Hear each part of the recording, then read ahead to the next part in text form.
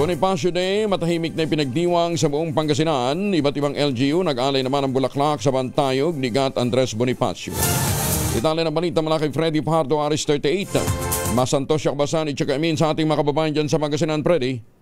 Masantos siya kabosan, Kuyang Angel. Walang grupong nagsigawan ng Trillion Rally March 2.0 dito sa Pangasinan. Ganun pa man ang kapulisan ay nanatiling red alert sa iba't ibang lungsod at bayan. Ang pinagtuunan ng panahon kahapon ng umaga ng mga LGUs kasama ang PNP, Bureau of Fire Protection at BGNP at mga department head ay ang pagdiriwang ng Bonifacio Day kung saan ay halos sabay-sabay na nag-alay sila ng mga bulaklak sa mga bantayog ni Gat Andres Bonifacio sa kanika nilang mga plaza. Sa Facebook post ng Police Regional Office 1 sa pagdiriwang ng Bonifacio Day kaysa ang Police Regional Office 1 ng Sambayanan sa pagpaparangal sa kabayanihan ni Gat Andres Bonifacio. Naway maging inspirasyon ang kanyang buhay at paninindigan sa ating pagtupad ng tungkulin, saad na mensahe ni Brigadier General Dindo Reyes, ang Regional Director ng Pro1.